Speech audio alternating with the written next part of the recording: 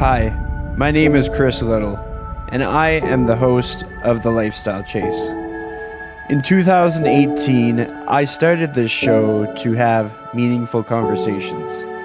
I've interviewed over 100 different people, both in and out of the fitness industry. This podcast is something I'm incredibly proud of. Welcome to Season 4.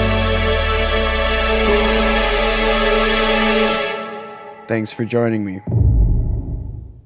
Alright, so welcome to the Lifestyle Chase. Today is episode 210, and I have brought to the show the one and only Jenny Rearick. Did I get your last name right?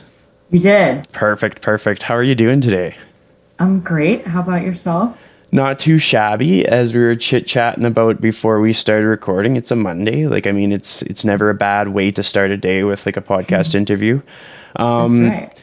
So in the last, let's reflect on the weekend.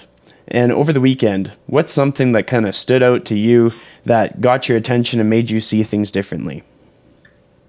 Ooh. I traveled to Portland this weekend for a wedding, and I live in Northern California. It has not, until the last 2 weeks, it has not rained in California where I live. It's February, I believe, of this year. And I went to Portland and it downpoured every minute that I was in Portland, and it made me appreciate the seasons a bit more. So that's something that stood out to me, was getting out of my element a little bit, traveling somewhere new and experiencing Portland for what it is, a rainy city. I like that. And it was an interesting question that I sort of sprung on you, but I think it's a good segue into what you do and how you do it. So let's talk to that. My audience might not know who you are. And so to introduce you to people who may not have met you before, what do you do? What are the things that you bring to your space that you're most proud of? Yes, I am a communication and presentation skills coach.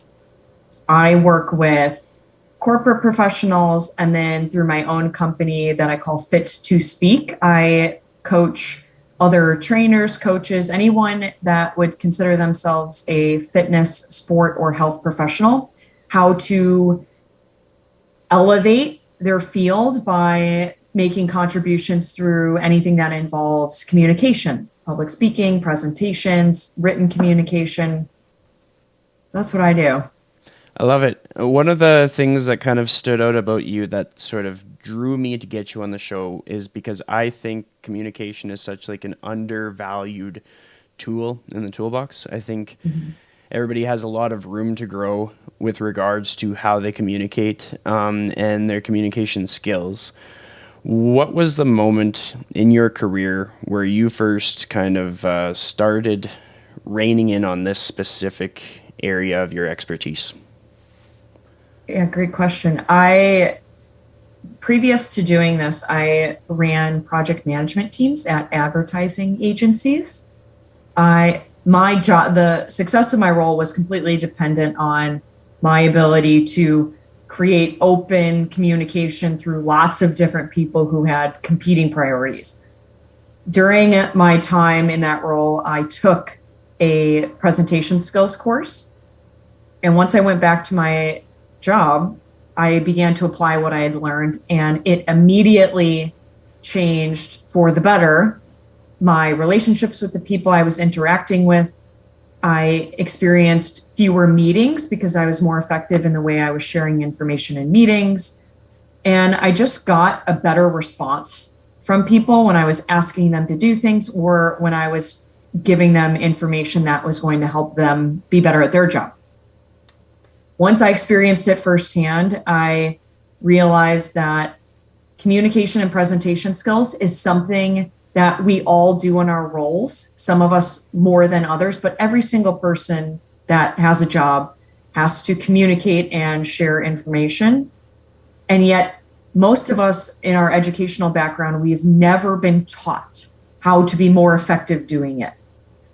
There's this assumption that because we talk, we're good communicators, and because we're experienced at talking, Why should we have to develop these skills? But just like any other skill, it's something that can be practiced, taught, practiced, and developed. And so that's when I decided to pursue it full time, because in my own life, I saw the impact that it had on my career, and I wanted to help others experience the same.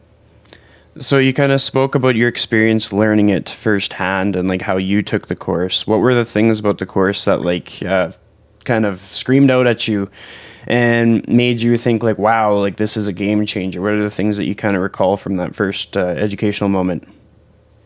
The thing that stands out most is how much your body language and the way you use your voice impacts how people receive the information you're giving to them, excuse me. I am naturally an introvert. So I found when I was speaking to groups of people, there was a lot of my focus was on myself, how maybe uncomfortable I felt. I was wondering, are people going to like me? Am I saying the right thing? Am I going to mess up? And instead, once I took the course, what it allowed me to do was channel that energy away from myself and into skills that I could control to affect how I was being perceived by the people I was interacting with. It greatly reduced the level of anxiety I felt communicating both one-on-one and in groups, simply because I had somewhere to channel that energy. Whereas before, I didn't know what I could control necessarily about my communication, and this gave me some place to put it or take control of. Well, I like all the takeaways that I've gotten from that so far. Like this whole topic of like the tone of voice, your body language, and introversion has been something that's been very present in my day-to-day work, in the rise in online coaching, in the rise in Zoom calls, Zoom training, all these things. When it comes to body language and vocal tone, what are some things that pop out to you with what we have control of, or just things that have come up in your work in this area? Mm-hmm. Well, it differs if you're communicating in person or virtually. So I'll name a few things in person because that's how many of us typically communicate, and hopefully post-COVID, we will get back to a scenario that's much more personal and a lot less digital. In person, the most important thing you can do is make meaningful eye contact with the people you're speaking to. When we speak to more than one or two people, we go into a fight or flight response because we feel outnumbered by the people we're speaking to, and we become aware of the fact that not just one person is judging us, but multiple people are now judging us. The way our body responds, or at least our eye contact, is when we start to talk, we scan our eyes, which means instead of looking at the people I'm speaking to, I kind of glaze over them and I look around the space, because it's intimidating to make eye contact with the people you're speaking to. However, what I've learned is that not only does it help those people perceive you as composed and confident, you just feel more settled to them, it also limits the amount of stimulus that your brain is having to process, because instead of looking around the entire space and at all of these people at once, you're only focusing on just one other person. And although it's somewhat counterintuitive, that's the style of communicating we're almost comfortable with, which is one-on-one. So if you are speaking to, let's say, 6 people, instead of trying to look at all 6 people at once, focus only on one of those people at a time, as if you're having a one-on-one conversation with them.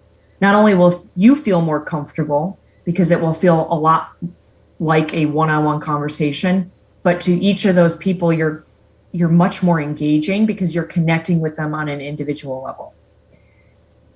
So if I was going to teach people one thing that they should control in person for their communication or speaking skills, it would be to start making meaningful direct eye contact with each of the individual people that you're speaking to. I love that. What about like talking with our hands? I used to be so self-conscious of talking with my hands a lot, and then over the last year or so, I've realized that that's actually like a trait that a lot of people find builds trust, or either builds like sort of a person's perceived level of how experienced that person is. So if I'm speaking to a topic and my hands are moving a lot and being very expressive, I might give off like a vibe that I really know what I'm talking about. Like what are your thoughts when it comes to that kind of stuff? Yeah, you hit it spot on. I have people that come to me and say, I need your help. I gesture way too much when I speak. And my response to them is always that they've come to the wrong place, because I coach everyone I work with to gesture more. I've been doing this now full time for over 4 years. I think there's been one person in the thousands of people I've worked with, both in the corporate space and in the fitness space, that I've told they gesture too much. And the only reason I told them that was they have a background in theater, and their gestures were highly manipulated or calculated, and they didn't come across as genuine. Gestures are important for a couple of reasons. The first, if you're thinking selfishly, when you move your hands as you speak, it actually helps you recall your words faster. Movement is tied to your cognitive abilities. It's the same reason why we think better when we go on walks, because movement and the brain are tied together. Gesturing when you're speaking can help your verbal fluency. It can help you remember your words quicker. The second reason, as you hit on, is that it simply makes you more interesting to watch, listen to. When people listen to us speak, their attention is drawn to three things: light, color, and motion. If you're speaking to them and they see you gesturing, you're naturally going to catch their attention because they see motion going on. And then you back it up, hopefully, with something interesting to say. And then the third reason, more subtly, is gestures help our listeners understand the underlying context or the meaning of what we're trying to say, because they express something that's abstract where our words cannot do that. So it fills the gap that people aren't directly able to get through our words, but when we show them our gestures, they get an understanding of what's going on in our head and the picture we're trying to paint. So gestures are great. If I was talking about the technical aspects of gesturing, you want to gesture up high, meaning above your waist, because when you draw people's attention to your body, you want it to be at your upper body, because that's where the words are coming out. A lot of people, if they feel uncomfortable gesturing, they'll usually leave their arms down by their sides and gesture below their belt. But I don't want to draw people's attention down below my belt, because hopefully there's nothing interesting going on there. So when I gesture, I want to pick my hands up and gesture around my waist or closer to my chest, because that's where I want people to be paying attention to, is what's going on up top, and they can then notice my facial expressions as well. I love that. So you got me thinking, with your experience both in like the coaching setting and the corporate setting, like what was your start like in the corporate setting? Like just the first period of time when you're working in that environment, the lessons that came up working in that environment, and maybe things that you've transferred on to coaches with your work with coaches. That's the first time someone's asked me that. I love it. Lessons I've learned. In the biggest one, and I've talked about this before on my Fit to Speak channels, is the confidence to be a chameleon. And what I mean by that is, so often we go into our professional lives, this is especially true in a corporate setting, and people feel like they have to be a certain way to fit in and be successful. The problem with that is there's no one right way to be yourself. And there are many different aspects of your personality, all of which can benefit you in certain scenarios. You will be most successful professionally when you begin to identify each of those aspects of your personality and then fine tune them during certain scenarios for some things to stand out and some things to maybe hide. Let me give an example. If I go in to coach a corporate group on their presentation or communication skills, which I do full time, my level of professionalism is much more formal than it is when I go in to coach a group of trainers at a gym. That's because it's context dependent.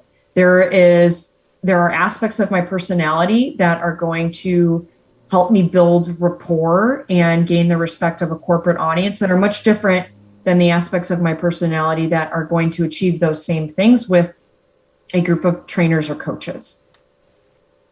So often people get stuck in being one specific type of person in all scenarios, and it doesn't serve them well. But they feel like if they change who they are in different scenarios, they're not being true to themselves. And that's just not how our personalities work. There's a reason why we have multiple aspects of our personality, and that's so that we can be a chameleon and fit in to the different expectations or demands of the professional scenarios we find ourselves in. I like that takeaway because, like, honestly, the whole chameleon idea is something that I have to embody in my day-to-day career. I wear about 4 different hats right now. And I am in all kinds of different work environments around all kinds of different people doing all kinds of different roles. And I can understand how a person would almost feel like if they changed the way that they kind of compose themselves in a different environment, that they might be straying away from inauthenticity. I understand how they're able to maintain their authenticity, but how would you reframe it to someone who might have kind of doubts about the direction that they're going with things? Mm-hmm. All I can speak to is how I frame it. And that is understanding and appreciating that I'm not one type of person. And I've seen the different aspects of my personality come out. And what I do is when that happens, instead of seeing that as I'm not being genuine to myself, I celebrate the fact that I had the confidence to adjust my personality so that I could be successful in this specific scenario. And once you can become aware of all of those aspects of your personality and you identify what they are, then you can be more conscious or intentional about which ones you bring out and which ones you don't bring out before you even enter a situation. If I'm going up on stage to speak to a group of professionals, before I walk out on the stage, I am going to decide what aspects of my personality do I want to come across? Do I want to sound playful and conversational, or do I want to sound more academic in nature and have a more serious tone? Once I decide on how I want to be perceived, that will then tell me what aspects of my personality I want to come out.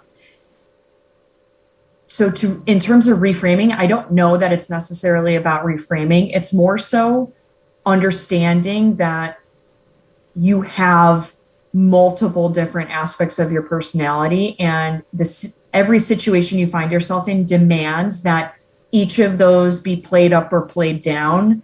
And that's going to be different than another scenario that you find yourself in.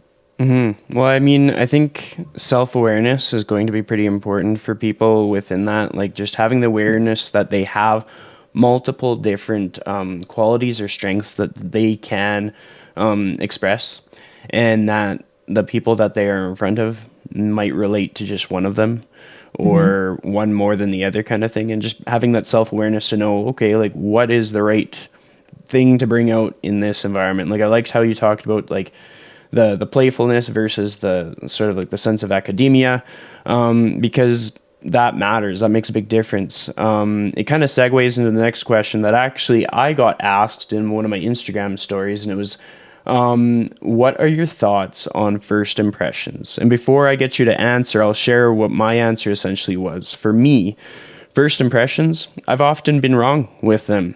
I've often, something about that person, I misread it, or I didn't give it enough time to kind of figure them out. And as time has gone on and I've met more and more people, I've learned to kind of sit with that connection a bit longer and ask more probing questions and take more time to observe. Because in most cases, the instances where I've misread a person, they've turned out to be one of my biggest allies in the industry or in my life. So I've realized the value of taking more time. But I'll turn the table over to you. What are your thoughts on first impressions? Okay, well, I'll answer by asking you a question. If you had the choice, would you want to create a positive first impression or a negative first impression? I think every time that I'm in a situation, I'm going with the bias that my impression is going to be positive.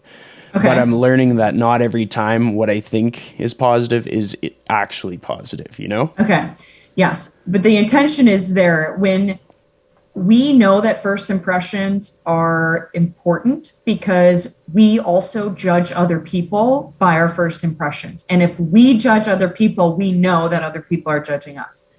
The reason why a first impression is so important is because that first impression becomes a lens for how that person takes in everything that comes after that first impression. If I have a negative first impression of you, everything that you share with me or the interactions we have, I'm going to filter through that negative first impression. That is not to say you can't come back from a negative first impression. Like you said, if I spend time with you, I have more experiences with you, maybe I meet some people that have a positive impression of you, then over time, my impression will likely change. However, I want to create a positive first impression because then I don't have to climb out of a hole or dig myself out of a hole with people. I can just simply build on a strong start, and all the information I'm sharing with people will be viewed through that positive light, and they're more likely to be agreeable with me, listen to my opposing points of view because they don't see me as a threat and things like that. Now, you hinted at the fact that we can't necessarily control how other people end up perceiving us. I can go in and set an intention and say, this is how I want to be perceived. But in the end, that person's personality, their personal history that they have with people that they feel are like me, that will all impact how they're perceiving me, whether I realize it or not. Now, although I can't control everything, I can absolutely control what I do and how I present myself in those moments to increase the likelihood that I'm going to create a positive first impression. The things that I do are when I meet people, I make sure I am fully present with those people. I'm not on my phone. If I'm having a conversation, I'm not chasing distractions. While I'm speaking to them, I'm making eye contact. I'm asking a lot of questions as opposed to talking about myself. I'm trying to uncover things about that person that I can grab onto and create conversation with. There's one, I talk a lot about starting principles of communication. And the one that I go by that I found has been extremely beneficial is when you meet somebody, you should treat them as if they're the most important person in the world. Now, although that's not true, usually, it doesn't mean that I can't take on that mindset. And typically, if I have that frame of mind when I meet people, I will create a positive first impression because they will feel important. And if they feel important, they will like me because I make them feel good about themselves. I thought that was awesome. There's a lot that can be taken from that. Something that I've recently learned is like sometimes with social media, with how much we can perceive of a person that we don't exactly know, or just the level of communication that can go around about a person that was never direct. I've learned that something really important when it comes to networking is to just only go off of the things that you know about people directly, the things that you've experienced firsthand, and build from there. And I like that you talked about like treating that interaction like they're the most important person in the world, because I can totally see how like a person would then respond to that in a very positive way. Like people hearing their name, people seeing like a twinkle in that other person's eye, or a smile, or the tone of their voice while they're smiling. All those things I think make a huge difference. And I think like even though I might, with me and setting impressions or receiving impressions, I might have this level of like realism based on past experiences, that is no way an obstacle from me making a change going forward and having like a focus on the things that I can control. Similar to a person like trying to get into exercise regularly, rather than focusing on like a 12-week program, just focusing on one day and like doing like 3 different exercises for like 12 sets or something like that. But with regards to all of that, I want to take us into the time machine, as I often do on this show. What was life like for you 10 years ago? What was going on then? Just to kind of give our audience some perspective on like the greater part of your career, etc. 10 years ago. 10 years ago, I was in my mid 20s. I was living and working in Chicago, which is where I'm from. I was working at an ad agency running a project management team. On the side, I was coaching CrossFit, which is so I played sports. I played volleyball through college. And once I graduated, there was a big void of not being in something competitive. So outside of my job in advertising, I started doing CrossFit. Being an athlete and having done a lot of weightlifting in college, I was pretty good at it. And I ended up moving into a coaching role, which I loved much more than even doing CrossFit. So I started getting into Olympic weightlifting. So I would go in and coach a morning class at 5:30. I would go to work for my 9 to 5, and then I would usually coach an evening class. So I was kind of straddling this line between being a corporate professional and coaching, which was the best thing that I had ever done, because both of those jobs, although almost on the opposite end of the spectrum, they both helped me be better in the other. My coaching, all the coaching I was doing, helped me be better in my corporate career because I felt much more comfortable standing up in front of people and educating them on things that were going on at work. I had a lot more confidence having an opinion and interacting with people, because that's what a coach does, is you're just teaching and interacting all the time. And then being a corporate professional helped me be a better coach because it developed those professional skills of being buttoned up, understanding how to navigate and build rapport with people. That's something that's critical in a corporate role. So that's what I was doing 10 years ago, straddling the line between the corporate and the fitness space, which is still what I'm doing now. It just looks a little bit different. Mm-hmm. With regards to living in two sort of different worlds, as it were, how do you assess your personal bandwidth? Like, how do you know where the line is as to like how much you have the capacity for? We'll leave it at that, and then I'll ask follow-up questions as we kind of go further. Okay. I would answer that by just using the word boundaries. When I had my full-time corporate job and then I was coaching on the side, my number one priority was my corporate job. I was on a salary. There were expectations that I had to meet if I wanted to keep that job. That means if something came up in the coaching role and it conflicted with something in my corporate job, I would always choose the corporate job at that time, because of job security, which I think is true for all of us. If you have something you're doing on the side for a long time, that side project has to take a backseat to whatever your main priority is. Even though maybe I wanted to spend more time coaching, it wasn't how it was going to play out at that point in my life. Now, in my corporate job, when I took that role during the interview process, I made sure to communicate that I had hobbies and things that I wanted to do outside of work. And I needed to know that they would be supportive of me doing those activities, because that's what would allow me to bring my best self to work. If I had to give up those things in order to take this job, then it wasn't a job that I wanted to have. And I would look elsewhere for some place that would allow me to do both. Going in and being honest with them about what I wanted worked really well. They respected my time.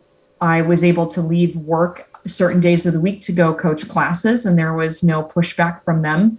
But that really came down to my willingness to set clear expectations from the beginning and make sure that I was transparent about what my priorities were and how I envision that playing out over the course of me working for them.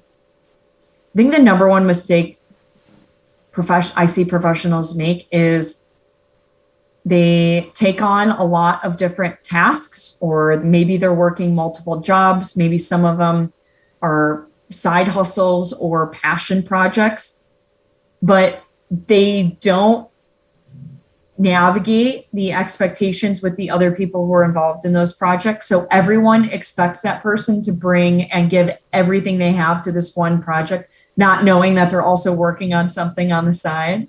I think it's important in all regards professionally to be open and honest with those around you about where your time is going and why it's important that you distribute your time in the way that you've chosen to.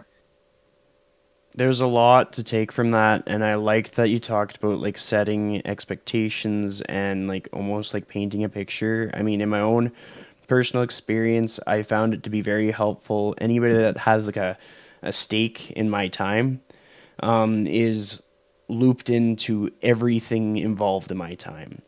And it varies, it changes. Sometimes it's passion projects, sometimes it's very serious commitments, but the more that they know, the less like I like to go into situations with nothing to hide.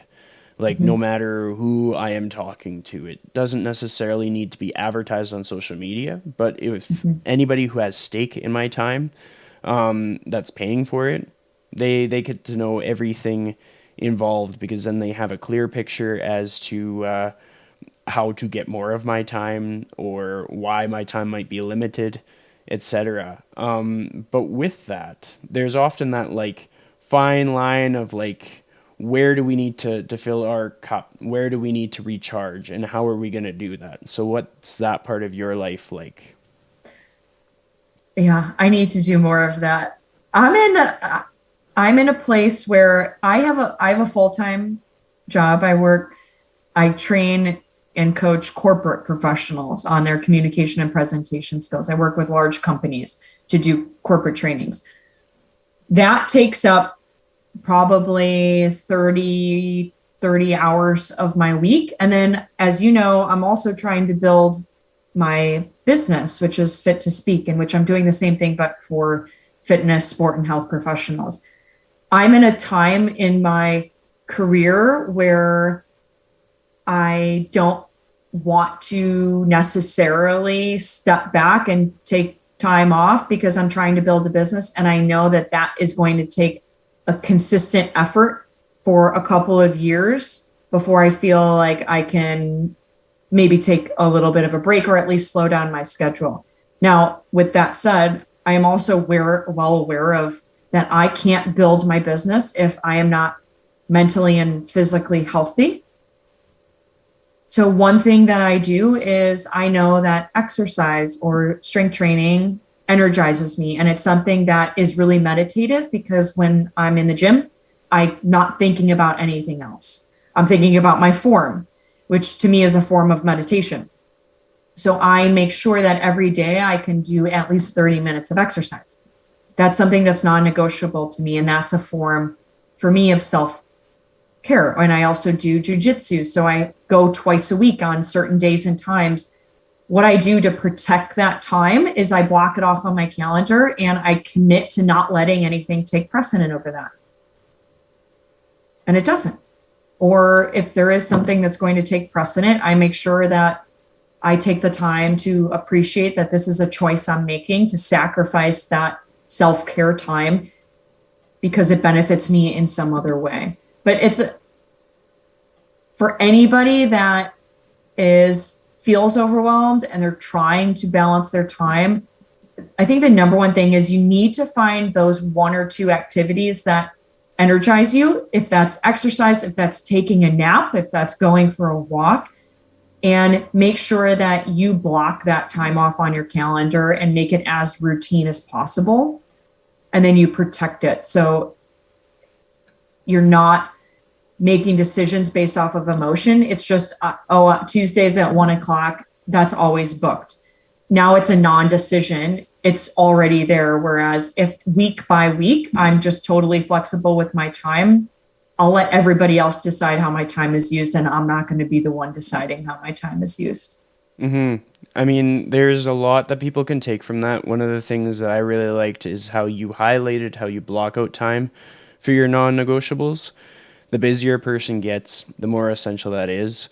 For myself, I have one role that takes up 35 hours a week, another one that takes up about 10 hours, another one that's about 15 hours, and another one that's about 10 hours. Mm-hmm. And I have found myself actually having to block out like a chunk of 6 hours, and setting like some really, really firm boundaries, like more than ever. Usually I am the kind of person that lets another person tell me what I'm doing for the day. During those 6 hours, that does not happen. And like it can upset some people or make some people feel inadequate. But for myself, I need that in order to sustain like this momentum that I'm trying to carry forward. And I've got a very similar mindset in the sense that like this isn't going to be who I am forever. This will be me for like the next year and a half, as I kind of build up momentum in areas that have a lot of meaning to me. How do you sort of figure out the direction that you want to go with your goals? Like, do you use any kind of a tracking system or a spreadsheet or a vision board, or what does that look like for you? I don't have any goals. I'm just not somebody that has necessarily ever set tangible goals. It's not something that motivates me. What I've done is I've navigated my way to a career that I'm just genuinely interested in. So I could work 7 days a week on communication and presentation skills, and it doesn't feel like work to me. I absolutely love it. Because of that, I get a lot done with my work. I get the chance to work with a lot of people. I have a consistent client base. I'm motivated to produce content. If I ever get to a place where those things start to slow down or I'm feeling less energized about what I'm doing, then I'll probably take a step back and ask what about this career has changed to where I no longer feel energized by it. But I think for me, the number one thing that I look for is to be energized by whatever I'm doing. And if I know I'm energized, then I know I'm producing good work and I'm being productive. And that to me is my goal, is to be productive and to be enjoying the work that I'm doing. Now, I've heard the career advice that you should do what you love. I think that's terrible advice, because if you had met me 5 years ago, I would never have guessed that I would be teaching and coaching communication and presentation skills. I had done nothing related to communication and presentation skills, at least directly, before I took that course. So I don't think that all of us are lucky enough to know exactly what we want to do and what we're passionate about. I think it's just a matter of being willing to do different jobs and saying yes to opportunities that don't on the surface look like something you'll enjoy, because those are usually where you find things that you do love, or you meet someone on that pursuit that connects you with something that you end up doing.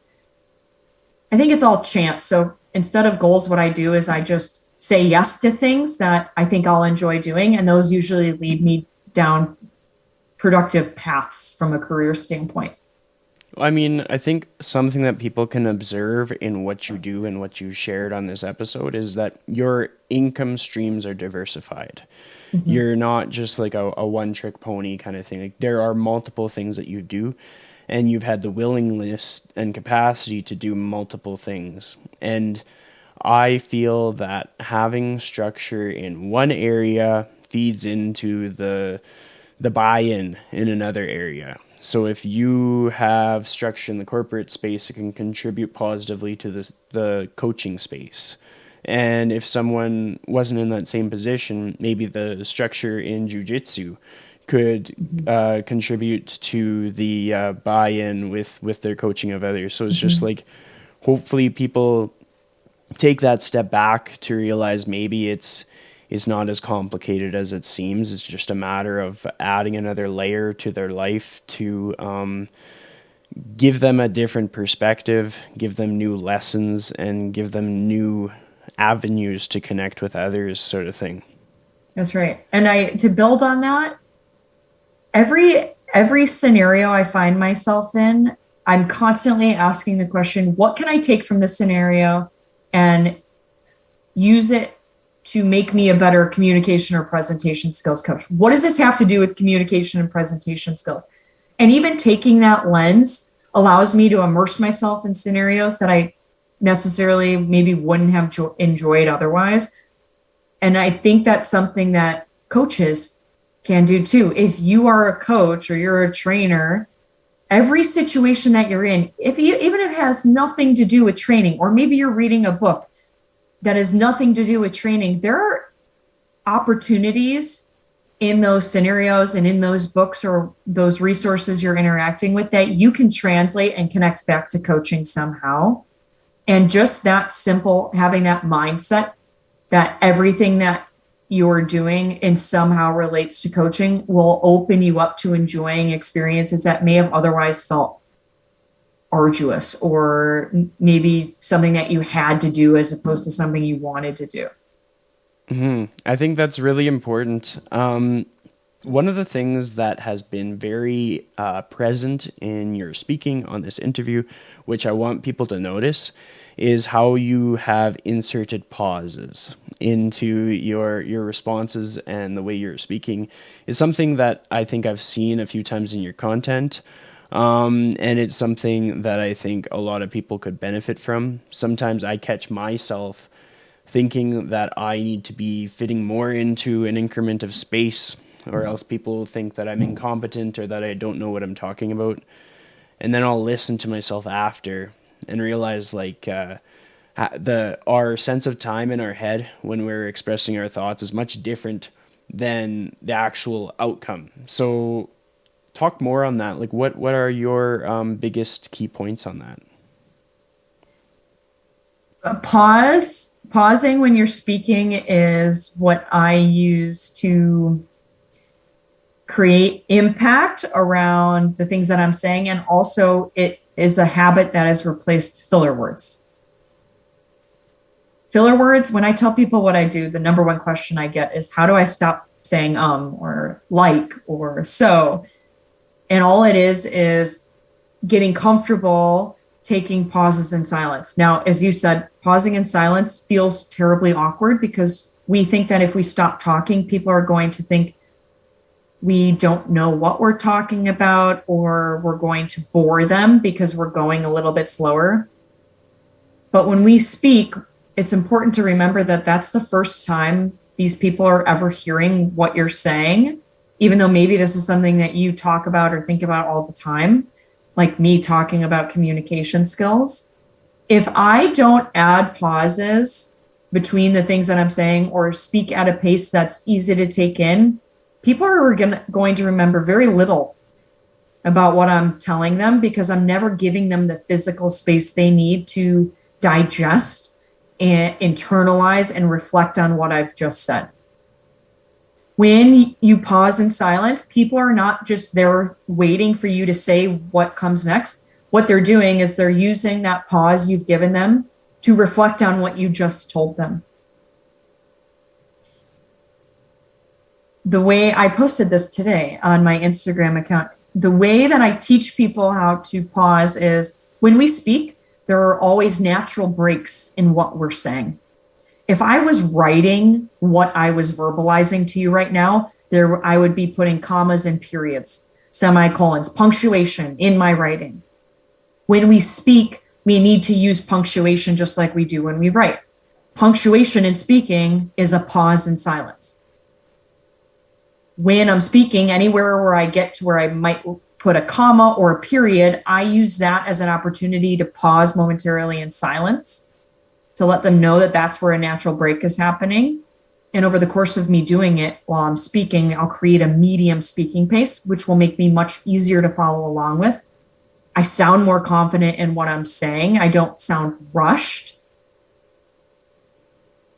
And those are the benefits to doing it. It's a difficult habit to develop, but it's necessary, and you'll sound more intelligent because you'll use less filler words, which don't help you sound intelligent. Yeah, I mean, I can definitely say that if a person goes back and listens to the earlier episodes of my show, or if they listen to episodes where I was tired, there's a lot of filler words. And that's kind of that's the tough truth of being better and being open to feedback, is you have to be willing to face those aspects of the things that you think were perfect and realize your opportunities for growth. Like, I often have a lot of things, regardless of the feedback that I receive on the show, I'm able to listen to past episodes and pinpoint areas of myself that I could have definitely improved on, even like with regards to how I host, the questions I ask, the way I speak, the way I am paying attention to the guest or not paying attention to the guest. It's influenced a lot of different things, but you kind of brought up how it is very difficult to start with that pause, to make it a habit. If you were working with someone who truly struggled with that, what would be your strategy to make it easier for them to practice? Well, I coach them. That means if I was coaching you, I would have you deliver something to me, speak, and whatever that might be. Maybe you were giving a presentation and I had you deliver the presentation. As you were delivering it, every time you used a filler word, I would jump in, correct you. I would have you go back to the start of the sentence and restate the sentence without the filler word. It's a matter of repetition. It's a verbal habit, and most people aren't aware of when they're saying it. My job as a coach is to help you bring awareness, because if you're aware of when you use filler words, that's when you'll then be able to make the choice of whether it comes out of your mouth or not. Now, you're not going to be very good at it at first, and I'll be coaching you and interjecting a lot, but over time, I won't ever have to interrupt you because you'll stop using them. And I use a lot of analogies to help people connect with how to do it, because people start to ask a lot of technical questions, which get in the way of them actually doing it. And they'll ask, well, how long do I pause? When do I know when to pause? Those aren't questions we need to be asking. It makes it much too complicated. Another way I describe pausing is every time you share a thought or a sentence, imagine that there's a stop sign at the end of each of those thoughts or sentences. You have to stop talking and pause, and then you can begin driving again with your next thought or sentence. At the end of that thought or sentence, you'll get to another stop sign. So you need to stop and pause. I found analogies to work best if they can visualize the structure of the speaking and the pausing, as opposed to wondering, is this the right time to pause? Is this the right time to pause? But every time you get to the end of a thought or a sentence, pause. 1, 2, 3 seconds. Sometimes I pause as long as 5 seconds.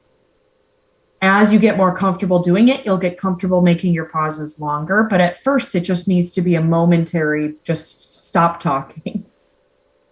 I love that. And I especially liked how you highlighted just how it is a coaching thing. Like, it is something a person needs to simply put in the repetitions with. Sometimes it's we're looking for situations that are more intricate or complicated, and it is simply just do it, see how you did, repeat, see how you did, repeat, and just incremental improvements time after time. And that is why people who have 1,000 hours experience versus people who have 100 hours of experience in any given modality tend to do so with fewer mistakes and fewer hiccups. And it's just a simple reality that you got to put in the reps. Yeah. Well, and the biggest mistake I see people make when they're trying to improve their speaking skills, they'll record themselves, or at the end of them, let's say delivering a presentation, they'll ask somebody that was there, give me some feedback. Now, it's great that they're asking for feedback, but to improve your communication skills, at least in the beginning, it requires a fast feedback loop, meaning you want someone to interrupt you so you can do it over in the way that you want to do it. If at the end of this interview, you say, Jenny, give me some feedback. And I said, well, you used quite often, and I think you can do better. There's not much you can do with that because you can't go back and fix it. Now, you could put some intention behind the next interview, but that might be a while before you're able to do that. That's a benefit of having a coach. Although it's somewhat embarrassing to be told about the habits that you're not aware of when you speak, I would rather know those from someone I'm paying to help me improve than go out in front of my peers and use all these filler words, not know I'm using them, and nobody telling me that I'm using them, so I never improve. And I'd have to add on that a person's chances of improving themselves personally are their willingness to look silly for failure or for stumbling. If you are just simply open to looking silly, it's going to help you and go a long way. There's been so many times that I have felt just like an absolute goof. And because of my willingness to just own it, it's helped me out leaps and bounds in my career path so far. Something that I wanted to bring up as we're bringing this episode to a close was I noticed your recent post about it kind of regards the mission of Fit to Speak, the direction that you want to take things. Tell my audience more about that and what you're passionate about with it. Thank you for asking about this. I appreciate that. Just this year, I've run a few programs with Fit to Speak as I've been somewhat testing the waters of how I want to be working with people. And I've come to the realization that my passion really lies in helping the motivated, intelligent people in our field get in front of their peers to educate. Based on what I've seen, I've been to lots of conferences. I have lots of friends in the network who speak at conferences. We see the same faces and hear from the same voices over and over and over and over and over again. And this is not a knock to those people. They're there for a reason. They are well-spoken. They have time in the industry to teach us something from their experience. They're very intelligent. But I see a need to build a bigger pool of professionals that can be chosen to speak and educate our peers at industry events. Now, the reason why we don't see different faces and hear from different voices at these industry events is that it's hard to find new people. There are people who are too intimidated to apply or propose to speak, even though they've got something important to say, or they lack in their presentation or speaking skills to the point where these industry events don't necessarily want to bring them in because they're not polished enough.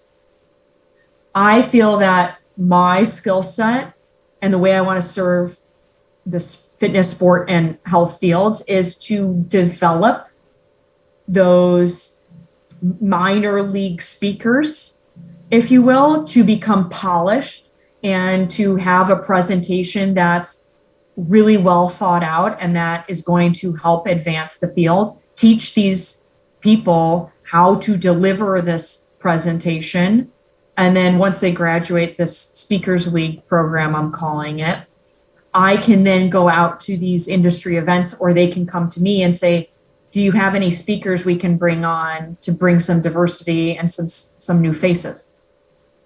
So that's my new goal with Fit to Speak, is I'm going to make my staple program a 12-week intensive speaker development program for any professional that is in the fitness, sport, or health realms who wants to speak at industry events, but maybe doesn't necessarily have a presentation developed. They don't have the presentation skills, or maybe they're just simply lacking the confidence in their ability to submit a proposal to do it. I love that. And that is exciting because I know of a lot of people with twice the experience that I have, or whatever it may be, people that I would love to see speaking at events. And there is a lot of diversity that could be up on a stage. And it's just a matter of giving those people a way to really showcase what they have to offer. So that's super exciting. If a person was to try and track you down, how would they do so? Yes. The best place would be my website, which has all of my information on it. The website is fit-to-speak.com. That's fit-to-speak.com. Perfect. Your Instagram handle will be on the YouTube version of this episode. I'll have the website in the show description. And so people will be able to find you, and I will encourage them to do so. There's one last question that I have for you. The audience often gets posed a challenge of the day. So you get to present that challenge to them. It can be anything that you like. It can be complicated. It can be simple. Whenever you're ready, all you have to do is say your challenge for the day is, and then just dish it out to them. Okay. Your challenge for the day is to work on pausing momentarily in silence at the end of each of your thoughts or sentences. I love that. That's awesome. I want to thank you, Jenny, so much for being on the show. And we might have to do this again sometime. I would love that. Thanks for having me on.